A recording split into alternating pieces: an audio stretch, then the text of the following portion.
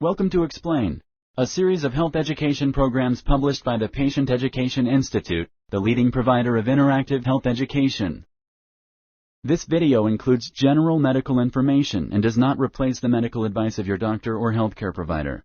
If you have questions pertaining to your medical condition, ask your doctor or healthcare provider. Migraine headaches. Introduction. Headaches are a very common condition. They are one of the most common health complaints. A migraine is a very specific type of headache. Not all headaches are migraines. This program will help you understand what a migraine headache is and how migraines can be treated. Classical migraine headaches. Migraines usually start in childhood and may either get better or worse with age. There are two generally recognized types of migraine headaches. The first one is the classical migraine headache, and the other is the common. The common migraine headache, as its name suggests, is more common than the classical one. A classical migraine headache typically starts with some visual disturbances. The patient sees spots, dots, or even zigzag lines. These disturbances are called auras.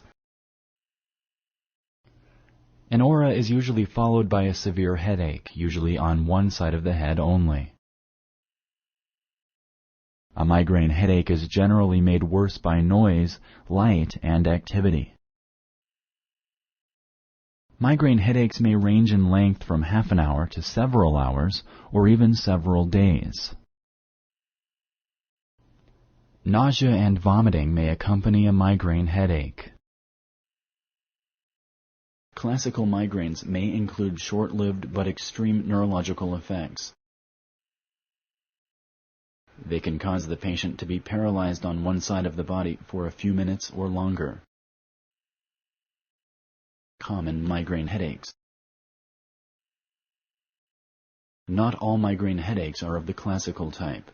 A good number of migraine headaches are atypical, meaning one or more elements of the classical migraine may not be present. These are also known as common migraines. Common migraines may involve the whole head instead of only one side. Some migraines may cause visual changes, nausea and vomiting, but no headache. Sponsored by the Patient Education Institute. www.patient-education.com. Over 5,000 videos and interactive tutorials. Causes. The exact cause of migraine headaches is still unknown. Doctors used to believe migraines were linked to the opening and narrowing of blood vessels in the head. Now they believe the cause is related to genes that control the activity of some brain cells. Triggering factors. Certain events can trigger migraine headaches for certain people. When patients are aware of triggering factors, they should avoid them if possible. In some patients, certain types of food or drink may trigger migraines. Examples of dietary triggers include chocolate, cheese, food additives such as MSG found in some Chinese foods. Smoking and drinking alcohol are common triggers for migraines. Certain medications may start migraine episodes as well. Stress and being overweight can both contribute to migraine episodes. Treatment.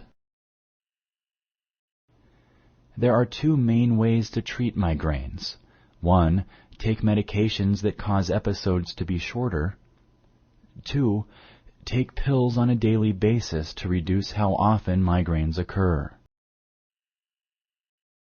Many people with migraines use both approaches. Patients take medications originally developed for epilepsy and depression to prevent future attacks and treat attacks when they happen with drugs called triptans that relieve pain and restore function.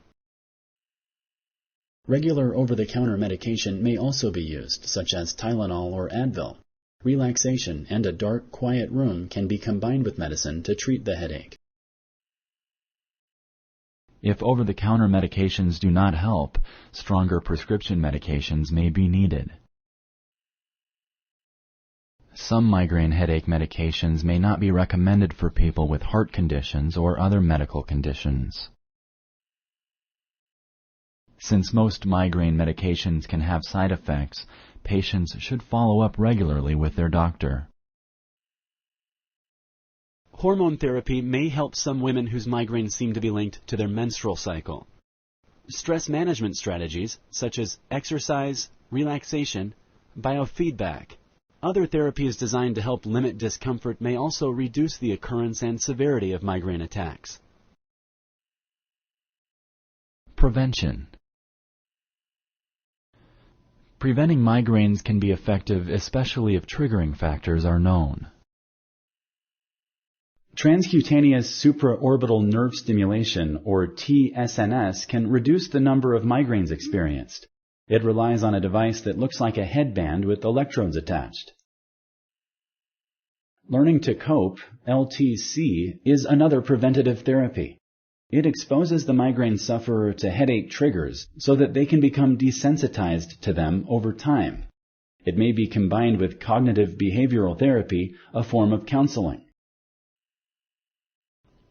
Not smoking, not drinking alcohol, and not eating certain types of cheese may also help reduce the number of migraines. Medications that contain estrogen can also trigger migraines in some women. Avoiding these medications may help. Regular exercise, scheduled meals, and consistent sleeping habits can help.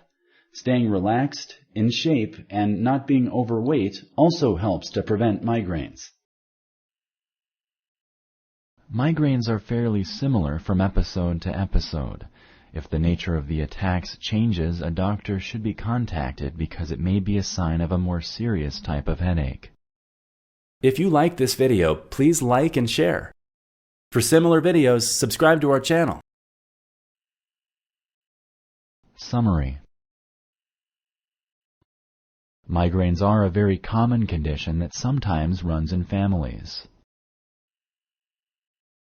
Determining what triggers migraines in each specific case is extremely important in preventing them.